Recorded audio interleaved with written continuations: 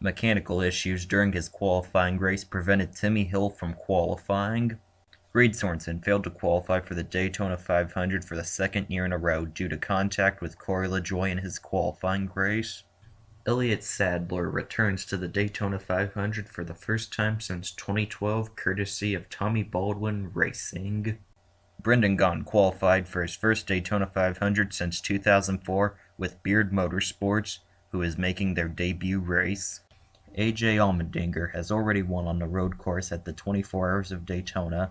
Perhaps he can win on the oval this year at the Daytona 500. Chris Buescher was the surprise winner last year when he won the fog-shortened Pennsylvania 400. However, he only had one other top 10 finish, and he looks to be more consistent this season. Ryan Blaney is hoping to put Wood Brothers Racing back in victory lane for the first time in 5 years. Last year, Martin Truex Jr. lost the Daytona 500 in a photo finish to Denny Hamlin. Perhaps this could be his year.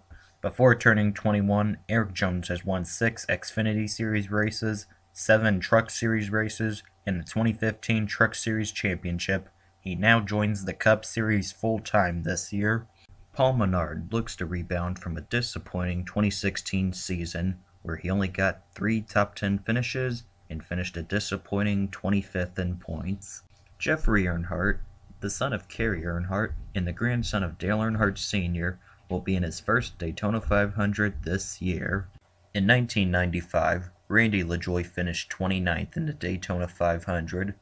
This year, his son Corey managed to qualify for the race for the first time.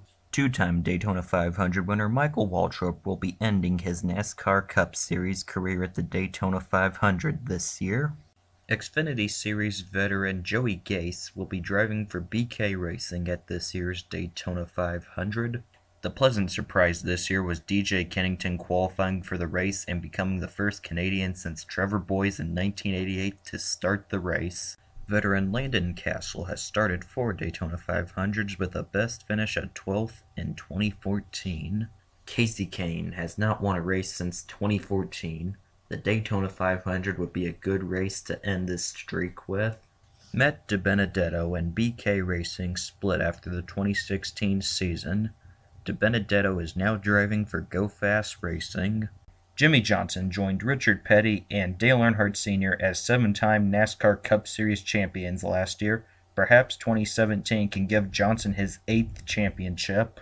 Ricky Stenhouse Jr. has a best finish of 7th in the Daytona 500. They'll be looking to improve on that by 6 positions this year. For the first time in his career, Michael McDowell will be competing in a complete NASCAR Cup Series season. Kyle Busch has won 38 races in his career, but never a Daytona 500. Will he change that this year? We will see. David Reagan has won at Daytona International Speedway, but it was in the summer 400-mile race in 2011. His best finish in the Daytona 500 is a 5th in 2007. After the sudden retirement of Carl Edwards, Daniel Suarez, the defending Xfinity Series champion, will move up to replace him. Germain Racing and Ty Dillon will be teaming up for the full season in 2017. Colwood is trying to get his first Cup Series top 10 after starting 112 races. The Daytona 500 would be a good place to do it. Kyle Larson won his first race last year, and the Daytona 500 would be a good race to get his second win at. Last season's championship runner-up, Joey Logano, is trying to get his second Daytona 500 win in 3 years.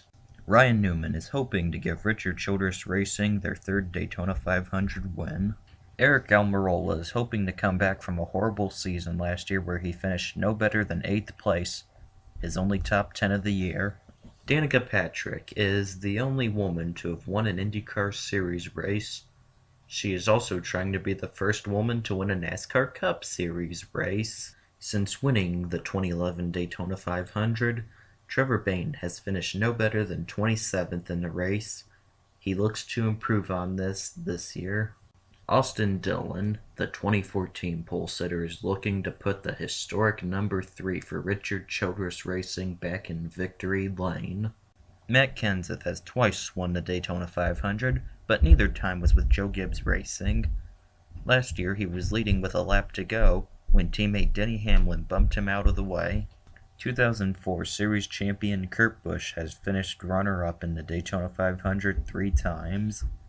2012 Series champion Brad Keselowski has a best finish of 3rd in the Daytona 500. He's looking to improve on that this year. After a disappointing 2016 season, Clint Bowyer looks to rebound as he replaces the retired Tony Stewart. For the first time in his career, Kevin Harvick will not be driving a Chevrolet. Perhaps his Ford can carry him to a second Daytona 500 win, or even a second championship. Denny Hamlin won his 3rd qualifying race after making a late race pass on Dale Earnhardt Jr. 2010 winner Jamie McMurray is trying to get his first win since 2013. Dale Earnhardt Jr. is trying to win his 3rd Daytona 500 after missing the final 18 races of last season due to a concussion. Chase Elliott has to be the favorite going into this race. He qualified on the pole position for the 2nd year in a row, and he also won his qualifying race.